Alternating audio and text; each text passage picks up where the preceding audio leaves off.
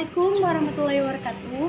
Kami mahasiswa dari Universitas Galuh Ciamis, Fakultas Ekonomi Prodi Manajemen semester 3 kelompok 3. Video ini dibuat untuk menyelesaikan salah satu tugas dalam mata kuliah Ekonomi Internasional dengan dosen pengampun Ibu Endah Puspitasari SEMM. Terdiri dari 3 anggota kelompok yang masing-masing bekerja sama dalam memenuhi tugas. Sebelum kami masuk ke pembahasan lebih lanjut, izinkan kami memperkenalkan diri terlebih dahulu. Saya sendiri atas nama Della Ameliana Agustin dengan nomor NIM 340222025. Selanjutnya ada Cevi Irfansyah dengan nomor NIM 340222021. Dan yang terakhir, Deas Eka Nugraha dengan nomor NIM 340222024.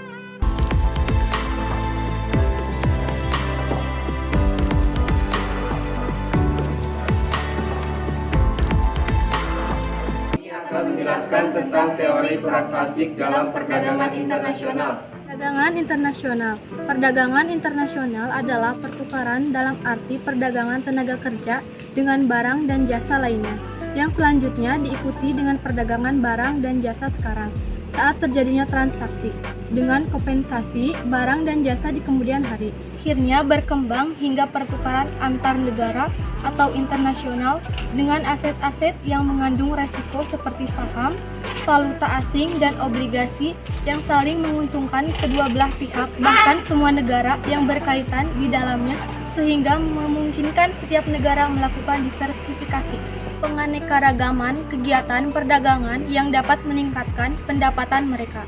Selain tentang perdagangan atau pertukaran mempunyai arti khusus dalam ilmu ekonomi. Perdagangan diartikan sebagai proses tukar-menukar yang didasarkan atas kehendak sukarela dalam masing-masing pihak. Pertukaran yang terjadi karena paksaan, ancaman perang, dan sebagainya tidak termasuk dalam arti perdagangan yang dimaksud di sini. Masing-masing pihak harus mempunyai kebebasan atau menentukan untung rugi pertukaran tersebut dari sudut kepentingan masing-masing dan kemudian menentukan apakah ia mau melakukan pertukaran atau tidak.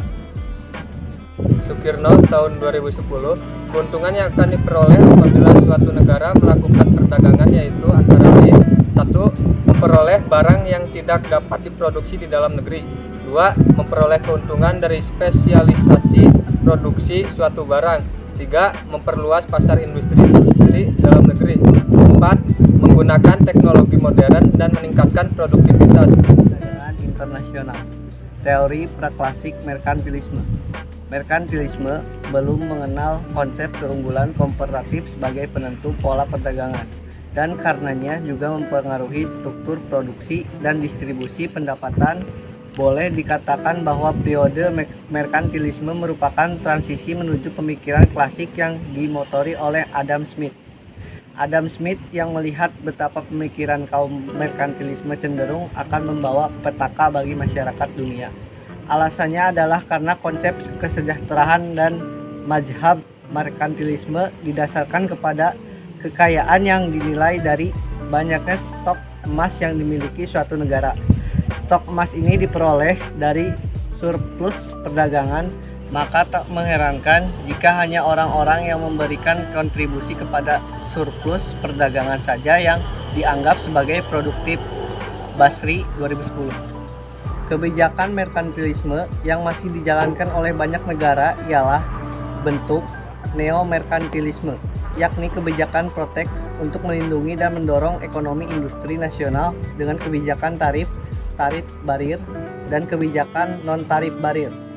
Kebijakan tarif barir biasanya dilakukan dengan menggunakan countervailing duty, anti-dumping, dan surcharge. Merkantilisme oleh para kaum aliran merkantilis pada dasarnya menitikberatkan kepada bidang ekonomi seperti masalah-masalah keduniawian.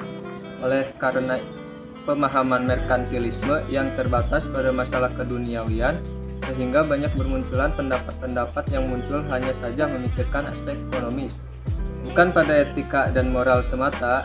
Dengan kata lain, merkantilis merupakan perintis ke arah pemikiran ekonomi yang hanya memandang berdasarkan masalah-masalah ekonomi yang bersifat keduniawian.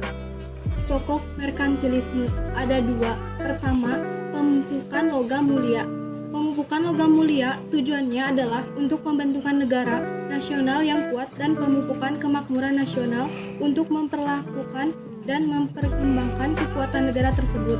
Hal ini dikarenakan tujuan utama perdagangan luar negeri adalah memperoleh tambahan logam mulia. Yang kedua, setiap politik perdagangan ditunjukkan untuk menunjang kelebihan ekspor di atas impor, neraca perdagangan yang aktif. Untuk memperoleh neraca perdagangan yang aktif, maka ekspor ditingkatkan dan impor dibatasi. Teori ini menentukan bahwa suatu negara akan makmur dan kuat bila ekspor lebih besar dari impor. 2. Surplus yang diperoleh dari selisih ekspor dan impor, ekspor neto, yang positif akan dibayar dengan logam mulia. Pada waktu itu, logam mulia digunakan sebagai alat pembayaran, sehingga negara yang memiliki logam mulia yang banyak akan menjadi makmur dan kuat. 4. Logam mulia yang banyak tersebut dapat digunakan untuk membiayai armada perang guna memperluas perdagangan luar negeri dan penyebaran agama. Dan penjelasan yang dapat kami sampaikan tentang Teori praklasik dalam perdagangan internasional. Kurang lebihnya mohon maaf. Billahi taufiq wal hidayah.